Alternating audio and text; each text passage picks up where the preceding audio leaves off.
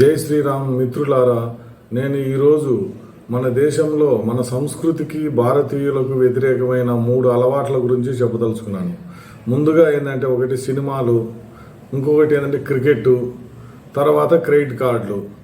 ఈ 3 కూడా కొందరి జీవితాలను నాశనం చేశాయి. అదే విషయం ఇప్పుడు చెప్పదలుచుకున్నాను. ఎందుకంటే ఇది చాలా పెద్ద ఇండస్ట్రీ అయిపోయింది. సినిమా చాలా పెద్ద ఇండస్ట్రీ అయింది.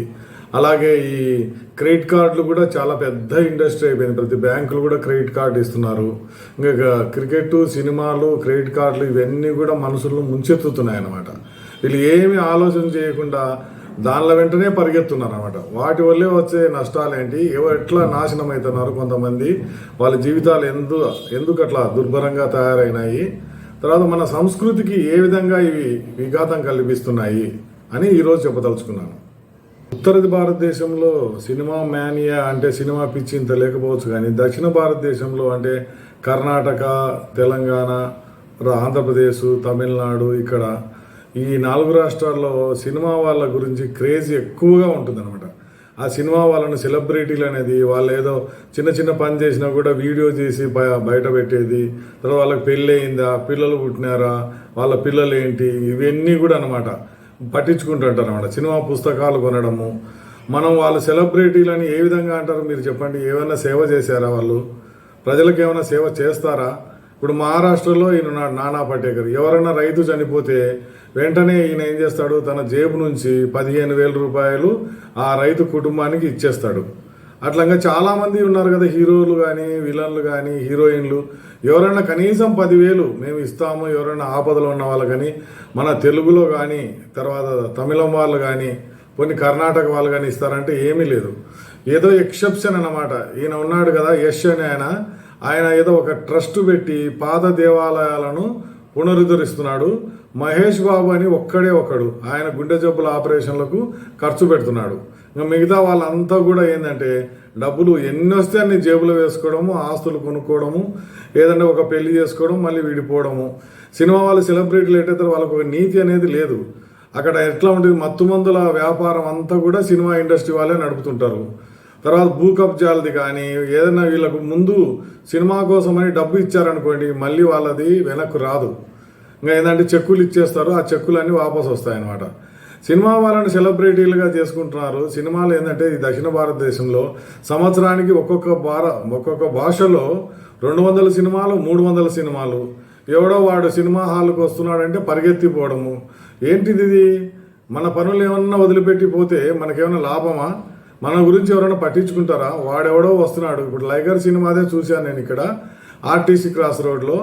వాడెవడో వస్తున్నాడని ఇంకా పరిగెత్తింది. అసలు జంతువులు పరిగెత్తాయి చూడండి, గాడిదలు కానీ, ఇంకోటి ఏదైనా కూడా ఈ దున్నపోతులు కానీ, అంత అధ్వానంగా పరిగెత్తున్నారు. మొత్తం అంతా ట్రాఫిక్ జామ్ అక్కడంతా. అంటే ఏంటిది, వీళ్ళ పనులన్నీ వదిలిపెట్టారు. నేను అదే చెప్పాను, ఏంటి బాబు ఇంతమంది పని లేని వాళ్ళు ఉన్నారంటే, పనులు మాకు ఉండాలి సార్, మేము అన్ని పనులు మానేసి వస్తామంటారు. అంటే అంత అవసరం ఉంది ఆ సినిమాల గురించి ఇంత పట్టించుకోవాల్సింది? ఇప్పుడు లైగర్ సినిమాదే ఉంది, దాని ఫైనాన్స్ గురించి కేసు ఉంది. ఇంకా చాలా ఉన్నాయి కదా. పాటు సినిమా ఇండస్ట్రీ వాడిని కాకుండా ఈ ఆడవాళ్ళు ఎవరినైనా పెళ్లి చేసుకుంటే హాయిగా ఉండేవాళ్ళు. ఇప్పుడు సమంత కానీ, ఇంకొకటి వెంకటేష్ వాళ్ళ సోదరి ఆమె కానీ, వీడిని సినిమా వాడిని కాకుండా మంచోని ఎవరైనా మామూలు ఉద్యోగస్తుని చేసుకున్నా కూడా బాగుండేది. ఇప్పుడు మంజునాథ్ తెలుసు కదా, ఈ సినిమా అప్పుడు విశ్వనాథ్ సినిమాల్లో చాలా సినిమాల్లో వచ్చాడనమాట. ఈ స్వాతి కిరణం కానీ, ఇంకా ఆయన ఏమైంది, ఆయన సినిమాలో బాగా పీక్ అంటే హై లెవెల్లో ఉన్నప్పుడు వెంటనే సినిమాలు మానుకొని ఉద్యోగం చేసుకొని పోయినాడు. అంటే సినిమా ఇండస్ట్రీ అంతా మోసము అని ఆయనకు తెలుసు అనమాట. ఇప్పుడు సినిమా ఇండస్ట్రీనే మనకు అన్నం పెడుతుందా చెప్పండి? మనం అంతా సినిమాల కోసం పరిగెత్తే ఇది మొదటి వారం ఏమో 600 రూపాయలు, 1000 రూపాయలు టికెట్ అంట. ఏం అంత అవసరమా? అది కొద్ది రోజులు, వారం 10 రోజుల తర్వాత ఎక్కడో చోట మనం చూడొచ్చు. అట్లా కాదన్నమాట. చాలామంది ఇదే అన్నమాట. ఏం చేస్తున్నారు, డబ్బులన్నీ కూడా ఖర్చు పెట్టేసి మళ్ళీ తర్వాత నెల ఆఖరికి ఏం చేస్తారు, ఒక 2,000 ఇవ్వండి, 3,000 ఇవ్వండి అని ఇతరులను అడుగుతుంటారు. ఏంటిది అంటే ఈ సినిమా పిచ్చి చాలా ముదిరిపోయింది. సినిమా వాళ్ళ గురించి చరిత్ర ఎందుకు? ఇప్పుడు ఉదయ్ కిరణ్ తెలుసు కదా, వాళ్ళు ఏం సందేశం ఇస్తున్నారు నాకేం అర్థం కావడం లేదు. సినిమా వాళ్ళు సెలబ్రిటీలు అంటే మరి వాళ్ళు ఆదర్శంగా ఉన్నారా ఎవరన్నా? ఎన్ని కేసులలోనే వాళ్ళు అరెస్ట్ అవుతున్నారు, వదిలిపెట్టేస్తున్నారు. మరి మీరు ఆలోచన చేయండి. సినిమా క్రేజీ కొద్దిగా తగ్గించుకోవాలి. సినిమా మనకు అంత అవసరం లేదు. మన నిజ జీవితమే మనకు ముఖ్యము. మన ఆదాయం ఏంటి, మన అప్పులేంటి, మన పిల్లల చదువులేంటి అని ఇవి గురించి ఆలోచన చేయండి. ఇంకా సినిమా వాళ్ళ గురించి పట్టించుకోవడం ఎందుకు? సినిమా గురించి, సినిమా వాళ్ళ చరిత్ర తెలుసుకోవాలనే పిచ్చి ఎంతవరకు వచ్చిందంటే దానికి చిన్న ఉదాహరణ చెప్తాను చూడండి. నాకు పర్యావరణం గురించి గుర్తింపుగా TV9 వాళ్ళు 2011లో అవార్డు ఇచ్చారు. ఆ వీడియోను నేను తర్వాత 2013లో దాన్ని అప్లోడ్ చేశాను యూట్యూబ్లో. అది చేస్తే 10 సంవత్సరాలైనా కూడా 6,000 మంది చూడలేదు. అందరినీ చూడండి చూడండి అని కూడా చెప్తుంటారు. అయినా కూడా ఏంది 6,000 మంది పూర్తి కాలేదు.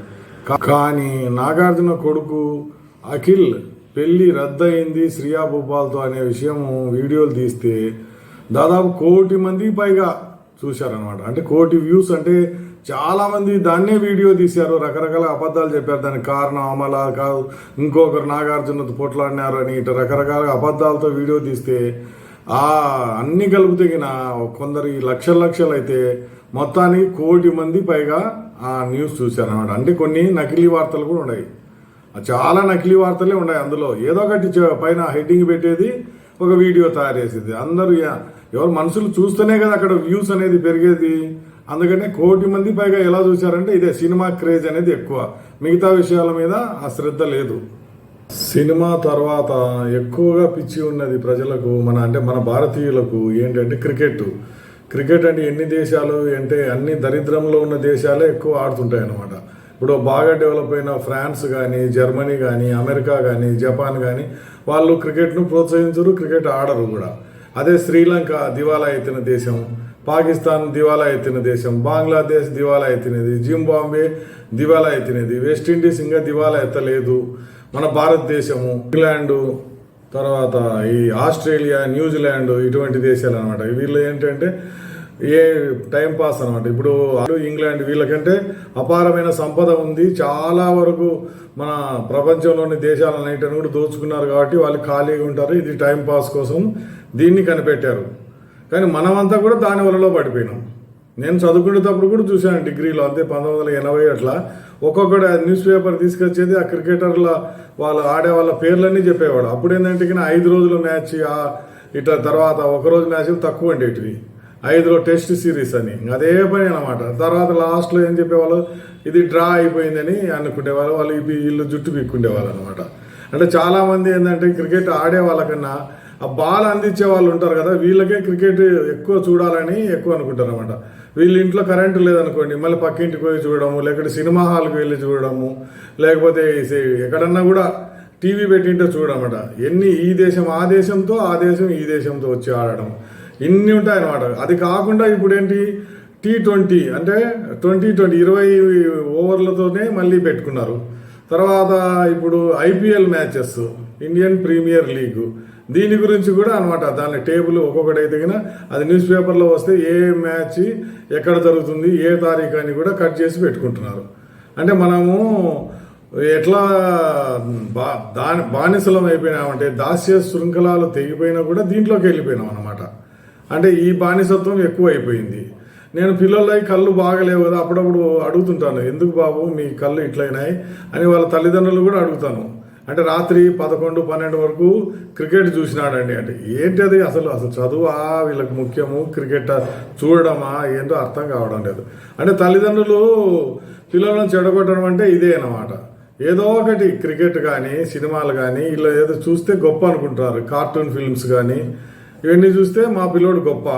తర్వాత ఎందుకు తరంగా లేదు, ఇప్పుడు మీరు చూశారు కదా, ఒకసారి ఇక్కడ తెలంగాణలో పట్టభద్రుల ఎన్నిక, ఎమ్మెల్సీ ఎన్నిక జరిగితే 22,000 మంది పట్టభద్రులు వాళ్ళ ఓటు చెల్లలేదన్నమాట. వీళ్ళకి ఓటు వేసే విధానం కూడా తెలియదు. కానీ క్రికెట్ చూస్తారు, సినిమాలకు పరిగెత్తుంటారు. అది ఒక్కటి తెలుసు అనమాట. సినిమాలు ఎందుకు మనం చూసుకోవాలి, ఈ క్రికెట్ మన మీద ఎందుకు పడాలి అనేది వాళ్ళకి ఆలోచన లేదన్నమాట. క్రికెట్ పరిశ్రమలో చాలామంది మోసగాళ్ళు ఉంటారు. అది తెలియక చాలామంది లేదా నిజాయితీగా ఆడుతున్నారు అని చూడడానికి పోతుంటారు. మ్యాచ్ ఫిక్సింగ్ అనేది క్రికెట్లో సర్వసాధారణం అనమాట. దీన్ని బట్టి మళ్ళీ ఏంది బెట్టింగ్ అనమాట. ఇక్కడ మ్యాచ్ ఫిక్సింగ్ ఎందుకు చేసుకుంటారంటే అక్కడ బెట్టింగ్ కోట్లలో పెట్టుకుంటారు అనమాట. అంటే పందాలు పలానా వాడు గెలుస్తాడు, పలానా వాడు సిక్సర్ చేస్తాడు, పలానా వాడు 100 రన్స్ చేస్తాడు అని ఇట్లా అవన్నీ కూడా వాళ్ళు ముందే ఫిక్స్ చేసుకుంటారు. ఎవరైనా కూడా ఏదన్నా అక్కడ ఆ ఇష్యూకు ఎక్కువ మంది బెట్టింగ్ చేశారనుకోండి, అది కాకుండా చూస్తారన్నమాట. ముందే ఫోన్లు వచ్చేస్తాయి మీరు ఈ విధంగా చేయాలి అని, వాళ్ళు అట్లనే చేస్తారు. అట్లా అజరుద్దీన్ మ్యాచ్ ఫిక్సింగ్లో చాలా చోట్ల ఆయనది బయటపడింది. వీళ్ళేమో బెట్టింగ్ ద్వారా వచ్చిన డబ్బులను మ్యాచ్ ఫిక్సింగ్ చేసుకొని సంపాదించుకొని మళ్ళీ అవే డబ్బులు వాళ్ళ సెలెక్టర్స్కు ఇచ్చేసి కెప్టెన్సీ అట్లనే కొనసాగిస్తారన్నమాట. అది తెలియక చాలామంది ఏంటంటే ఐపీఎల్ బెట్టింగ్, ఈ బెట్టింగ్, ఆ బెట్టింగ్ అని చేసి చాలా డబ్బులు పోగొట్టుకుంటారు. అట్లా డబ్బులు పోగొట్టుకొని దివాలా ఎత్తిన వాళ్ళు చాలామంది. తర్వాత క్రికెట్లో నిజాయితీగా ఉన్న వాళ్ళు నష్టపోతారనే దానికి ఉదాహరణ ఏంటంటే దినేష్ కార్తిక్ భార్య ఏంటి నిఖిత ఒకప్పుడు. ఇప్పుడు ఆమె నిఖిత మురళి అనేవాడికి ఇంకొక క్రికెటర్కు భార్య అయింది. అంటే మీరు ఆలోచన చేయండి దాంట్లో ఏం జరిగింటుంది. నిజాయితీగా ఉంటే ఈయన భార్యనే కోల్పోవలసి వస్తుంది. ఈయన క్రికెటరే, ఆయన క్రికెటర్, ఇద్దరు స్నేహితులే. కానీ ఏం జరిగింది ఇక్కడ అంటే ఎంత ద్రోహం చేశాడు మురళి అనేవాడు మీరు ఆలోచన చేయండి. అంటే క్రికెట్ ఆడే వాళ్ళ మనసులో చాలా విషయం ఉంటుంది అన్నమాట. వీళ్ళకు ఎప్పుడు డబ్బులు సంపాదించాలి, వేరే వాళ్ళను మోసం చేయాలి అని మన వాళ్ళు తెలియక ఎరిమోహాలు వేసుకొని క్రికెట్ చున్నీకి పోతుంటారు. మరి మీ ఇష్టం, అది మీ ఆలోచన, మీ వ్యసనం మీది. వేరే వాళ్ళని కూడా చెడగొట్టడం అనమాట. మీరు చెడిపోయింది కాకుండా మీ వ్యసనంతో ఇంకా 10 మందిని చెడగొడుతున్నారు. సినిమా ఇండస్ట్రీని పెంచాలి, సినిమా వాళ్ళకు సాయం చేయాలని చెప్పేసి ఆ సూర్యాపేటలో ఉండే మన తెలుసు కదా ప్రభాకర్ రెడ్డి, ఆయన ఎక్కువ విలన్ పాత్రలు వేసేవాడు, లేకుంటే గెస్ట్ రోల్ వేసేవాడు. ఇప్పుడు అన్నదమ్ముల అనుబంధంలో ఆయన విలను. ఇట్లా ఈయన ఆస్తులన్నీ పోగొట్టుకున్నాడు. సినిమా వాళ్ళకి ఏదో మేలు చేయాలి అని అందరూ దానకర్ణులాగా మొత్తం దానం ఇచ్చేసాడు భూములన్నీ అనమాట. వాళ్ళ పిల్లలకి ఇప్పుడు ఏమైంది, ఆ భూములన్నీ లేవు, ఎట్లమైనా దానం ఇచ్చేసాడు ఈయన. అలాగే ఎమ్మెల్యే జయసింహ, ఆయన క్రికెట్ను పెంచాలి, క్రికెట్ని ఏదో ఫేమస్ చేయాలని చెప్పేసి వాళ్ళ నాన్న కర్ణాటక నుంచి వచ్చారు. వీళ్ళు వచ్చి ఇక్కడ వెస్ట్ మారేడుపల్లిలో చాలా ప్రాపర్టీస్ ఉండేవి వాళ్ళకు, బిల్డింగ్లు కానీ ప్లాట్స్ కానీ ఇవన్నీ. అవన్నీ కూడా ఈయన ఏంటంటే ఏం పని చేసేదిలే, ఆ క్రికెట్ మ్యాచ్కి పోవడం, ఇక్కడ పోవడం, వీళ్ళు ఏదో సన్మానం చేస్తే పోవడం, ఏ మీటింగ్ పోయినా ఈయన కామెంటేటర్గా ఇట్లా చేసి మొత్తం ఆస్తులన్నీ పోగొట్టుకున్నాడు. మీరు పోయి చూడండి ఆయన ఆస్తులన్నీ కూడా ఇప్పుడు కొన్ని ఏమో బ్యాంకు వాళ్ళు తీసుకున్నారు, కొన్ని చోట్ల క్లబ్ వచ్చేసింది, ఇంకా చాలామంది వాళ్ళ అధీనంలో ఉన్నాయి. ఇప్పుడు ఆయన ఎమ్మెల్యే జయసింహ ఎక్కడున్నాడు, చనిపోయినాడు 99లో. ఇప్పుడు అట్లనే ఉంటుంది అనమాట. ఆ వ్యసనం అనేది పిచ్చి ముదిరిపోతే వీళ్ళు కుటుంబము చిన్నాభిన్నం అయిపోతుంది. వీళ్ళకేం ఆస్తులు ఉండవు. తర్వాత నేను చెప్పేది ఏంటంటే ఇప్పుడు సినిమాలో క్రికెట్ పిచ్చి తర్వాత ఇది క్రెడిట్ కార్డు. ఈ క్రెడిట్ కార్డులు మన దేశంలో ఇప్పుడు తెలుసు కదా, ఏ బ్యాంకు పోయినా కూడా క్రెడిట్ కార్డు ఇస్తున్నారు. ఈ కొందరు మహానుభావులు ఏం చేస్తారంటే వాళ్ళకు జీతం కానీ ఈ సిబిల్ స్కోర్ కానీ లేకుంటే ఏదన్నా కూడా వాళ్ళకి ఆదాయం సర్టిఫికేట్ కానీ తీసుకుంటారు. దాన్ని మేనేజ్ చేయగలరు, ఎవరైనా మేనేజ్ చేస్తున్నారు ఈ మధ్యకాలంలో.